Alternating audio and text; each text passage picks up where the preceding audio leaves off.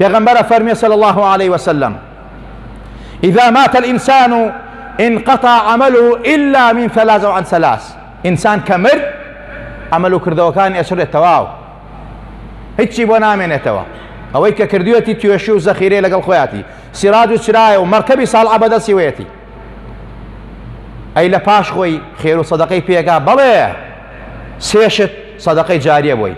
یەکەم سەدەقەی جاری وەکو دروستکردنی مزگەوت، پردێک، قوتابخانەیەک، قوتابخانەی ئاینی، خەستەخانەیەک، بەهەرحاڵ ئەوەی کەوا مەشروعی عامەیە، جادەیەک لێدەی، شوێنی وایە جادەی وەرە لە 100 مزگەوت خێری زیاترە، شوێنی وایە خەستەخانەی پێویستە بۆی دروستکەی لە 1000 مزگەوت خێری زیاترە، دوو گەنجنی بۆ بێنی لە هەزاران مزگەوت خێری زیاترە. بۆ معلوماتان دەوڵەمەندی وایە 200 دەفتەر لە مزگەوتێکا سەرفەکات، پێویستیش نییە.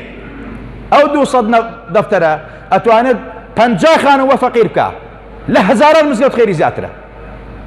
خۆشەویستان، جا ئەوە سەدەقەی جاری. دووەم عیلمێکی نافع، لە دوای خۆت کتێبێک، نووسینێک، قورئانت دابێ لە چاپ، کتێبێکی عالم و زانایەکی چاپ کردبێ، شتێکت نووسی بێ، عیلمێکی چاک، داهێنانێکی چاکت کردبێت کە سوودی بۆ ئیمان و دین و کۆمەڵگاتیا بێت. نەک عیلمی خراپ، نەک ڕەوشتی خراپ، نەک بەرنامەی خراپ. بەمان شێوە ئەو بەرنامە خراپانە و ئەو نەخشە خراپانەش کە ئەو ڕێکخراوانە هێناوانە نەوەکانی گاور و جوولەکە، ئەوە شەڕی جاریە بۆ ئەوانەی کە لە کوردستانە بڵاویان کردێتەوە.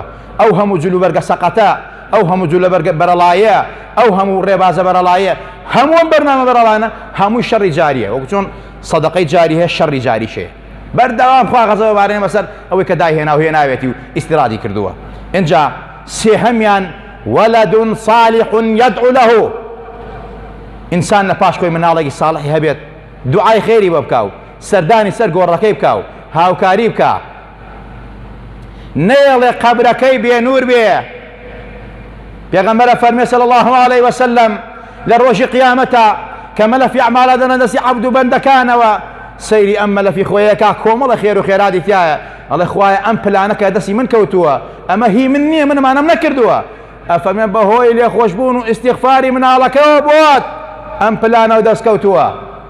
مناڵەکە و پەروەردەکە لەسەر ئیمان و دین با ئاوا لە دوای مردنیش و قەبرەکەت بۆ نورانی کە، قەبرەکەت بۆ ئاوەدان کاتەوە، پلە و پایەوە بەرز کاتەوە، وەک لە دنیا دڵ پێی خۆشە، لە قیامەتیشا لە ناو ئەڕواحی مردووەکانە سەربەرز بی بڵێ هاوە کوڕەکەمە وەک کچەکەمە، ئا خاوەنی دین و ئەخلاقە، ئەوە کاری چاکەکەن، سوپاس بۆ تۆ خوایە گیان، سەربەرزم پێیان لە دنیا و لە قیامەت و بەرزەقیشا خۆت سووک و ڕسوا مەکە. خۆشەویستان.